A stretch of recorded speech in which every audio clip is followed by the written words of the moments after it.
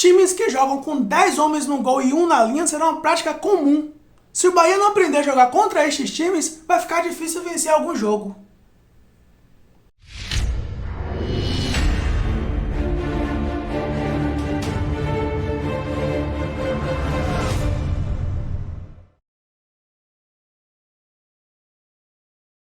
E aí, Rasta! Esse é o canal Barrudo, seja bem-vindo. Eu sou o Veloso, vou falar do Bahia que estreou na Copa do Brasil, já na terceira fase, mas não estreou. O jogo foi 0-0, Bahia 0, Azures 0, e quem saiu comemorando foi a equipe adversária que veio aqui para isso. Veio aqui para encebar o jogo e levar a decisão para o Paraná no jogo de volta, que ainda não se sabe se será no estádio dele ou não. A ideia é que seja no estádio dele, se eles conseguirem passar pela fiscalização e ser liberado pela CBF para a partida ser no estádio dele lá em Pato Branco, o que eu espero que não aconteça, porque pelo que falam é que o estádio é ruim, o gramado é ruim, a iluminação é ruim.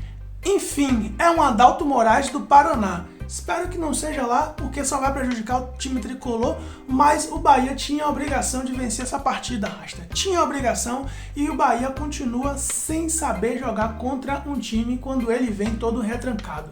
O time do Azures não saiu para o jogo, até se empolgou ali no finalzinho do segundo tempo, mas o primeiro tempo todo foi só tomando pressão, foi só tomando bola na área e nada de gol. O Bahia entrou praticamente com a mesma formação que jogou contra o Náutico, com o Jacaré de centroavante. O Jacaré de centroavante é complicado. É claro que ele não era aquele centroavante que ficava preso na área, ele saía para se movimentar como é característica dele, mas não dá para ter o Jacaré como referência. Até conseguiu cabecear alguma bola, mas não foi bem sucedido. O fato é que o Bahia não sabe jogar contra times retrancados. A gente já viu isso várias vezes e continuamos a ver isso. E o senhor Guto Ferreira ficar reclamando que o time veio para cá para se retrancar é complicado, porque o Bahia, se precisar ficar também nessa posição com algum outro time que o Bahia julgue ser muito superior a ele, o Bahia vai fazer a mesma coisa. Foi exatamente isso que o Bahia fez, inclusive contra o Náutico, quando ficou com -1. Então essa é uma prática comum, é uma prática que vai sempre existir quando uma equipe vai jogar com a outra, onde ela se considera inferior tecnicamente e que não pode bater de frente com aquela equipe. O Bahia é que tem que aprender a jogar. Chutar fora da área tem que ser uma prática comum contra esses times. Cadê um talento individual para poder cavar uma falta perto da área, tentar um drible dentro da área para tomar um pênalti, que até aconteceu. Eu vou dizer que aquele lance com o Davó foi pênalti, sim. Sabe por que foi pênalti? Se aquele lance fosse fora da área, com certeza aquele maldito daquele árbitro daria falta. Quem estava na arbitragem era o Douglas Marques das Flores. Eu já tinha falado sobre a arbitragem no vídeo de pré-jogo, que a gente deveria ficar de olho nesses caras, porque eles sempre entram no jogo do Bahia já com alguma maldade no coração. E foi o que aconteceu. E eu digo que foi pênalti, porque se aquele jogo lá do Cruzeiro e Remo, aliás, o Cruzeiro foi super roubado na Copa do Brasil, mas o primeiro roubo aconteceu ao contrário, porque o pênalti que é marcado para o Cruzeiro, Rasta, que inclusive o Cruzeiro perdeu o pênalti, foi ridículo.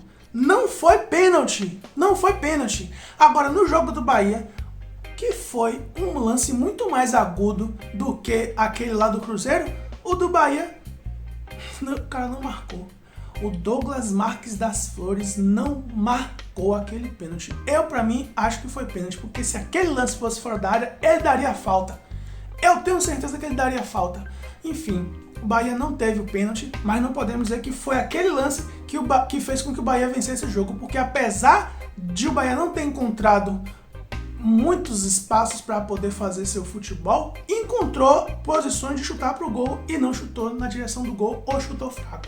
Então faltou o Bahia chutar mais de fora da área, faltou o Bahia tentar mais lances individuais com categoria, não sei quem é que teria essa categoria, eu esperava que fosse o Raí, e o Raí para mim foi um dos piores em campo.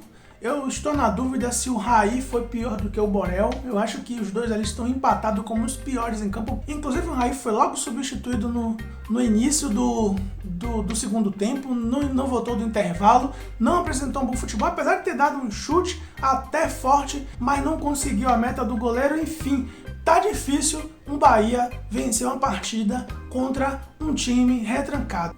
E o que me preocupa é que o Bahia vai encontrar isso aí o tempo inteiro na Série B do Brasileirão. Vários jogos que o Bahia vai fazer, tanto fora de casa quanto dentro de casa, o Bahia vai encontrar equipes que vão fazer exatamente o que o Azures fez na Fonte Nova. Eu acho que na coletiva ficou muito claro as críticas com relação ao futebol que o time do Guto Ferreira apresenta contra times retrancados. Muitos perguntaram por que o Bahia continua com dificuldade de jogar contra time retrancado. Então isso é uma evidência para o Guto Ferreira de que isso já está incomodando tanto o torcedor quanto todo mundo. O Bahia não consegue jogar contra time retrancado e isso não pode acontecer. Tem que aprender a jogar contra esses times, tem que fazer uma formação para poder vencer um time todo retrancado. Já que o time adversário não quer jogar, tira um volante. Eu vi muita gente falando, inclusive, isso. Tirava o Patrick, que não estava ruim no jogo. Teve muita gente que falou que o Patrick estava ruim. Eu não vi o Patrick tão ruim assim, não. Eu já vi o Patrick fazer partidas bizonhas, bizarras. Ontem eu não vi o Patrick sendo esse cara, não. Mas dava sim para poder colocar mais um atacante. O senhor Guto Ferreira, até no segundo tempo, consertou o time. Fez uma alteração muito acertada quando ele saca o Raí e coloca o Davó. O Davó entra, não consegue mostrar muita coisa porque esse time como um todo não aprendeu a jogar contra time retrancado. Perde o Borel sai com problema no joelho, sai contundido, sai chorando, mas aparentemente não tem nada grave, ainda vai se fazer exame para tentar ter um diagnóstico mais assertivo, mas entra um Jonathan que não apresenta nada. O Bahia precisa de um lateral direito. Eu já tinha visto essa ineficiência do Jonathan já no jogo contra o Náutico, onde curiosamente o Jonathan foi celebrado lá, foi comemorado, foi elogiado pelo senhor Guto Ferreira pela uma partida que ele não jogou bem, que ele não fez bem, que ele não substituiu bem, e nesse jogo ele volta a jogar todo atrapalhado novamente. Enfim, cadê André? O que está acontecendo com o André? Eu vi o André jogar muito mais do que esse Jonathan aí, não sei porque o senhor Guto Ferreira não está utilizando ele nesta retomada na Série B na Copa do Brasil. O fato é que se o Bahia não aprender a jogar contra esses times retrancados, não vai ganhar de ninguém. Eu não sei quem é que o Bahia não vai encontrar retrancado nessa Série B. Só não vai encontrar retrancado o Vasco, o Cruzeiro, como aconteceu, o Grêmio, talvez o Guarani, nem sei também se o Guarani, algum time que esteja aí mais empolgado na Série B como o Brusque. Mas o resto, Rasta, o resto vai ser retranca o tempo inteiro, principalmente se jogar aqui na Fonte Nova. E aí, o Bahia vai fazer o quê? Vai ficar reclamando de arbitragem? É claro que a arbitragem do Brasil é uma lástima. Se vocês forem ver o jogo do Cruzeiro e Remo, os melhores momentos, vocês vão ver que tem erro do começo ao fim do jogo. A arbitragem brasileira é um lixo. E se tratando de Bahia, sempre o Bahia vai ser prejudicado. O Bahia não vai acontecer nenhum erro onde o Bahia vai ser beneficiado. Vai ser sempre erros onde o Bahia será prejudicado. Porque eu acho que isso já está instituído nessa comissão de arbitragem, nesta CBF, onde o time do Bahia é um inimigo. E eu acho que isso começou muito naquela época do Mano Menezes, quando chamou eles de vagabundos.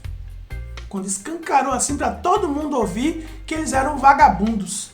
E o que eles têm feito em campo é uma vagabitragem, para não dizer outra palavra. Então, Rasta, o Bahia terá sempre dois adversários nos seus jogos. Além do adversário direto, a arbitragem. E outra coisa, como é que na terceira fase da Copa do Brasil, você não tem VAR? Vale 3 milhões de reais a classificação para a próxima fase, para as oitavas de final. E não tem VAR nesta fase. É uma vagabundagem, Aí acontece o que aconteceu lá, contra o Cruzeiro. Tentaram até ajudar o Cruzeiro com aquele pênalti ridículo que não existiu. Ridículo, não existiu aquele pênalti.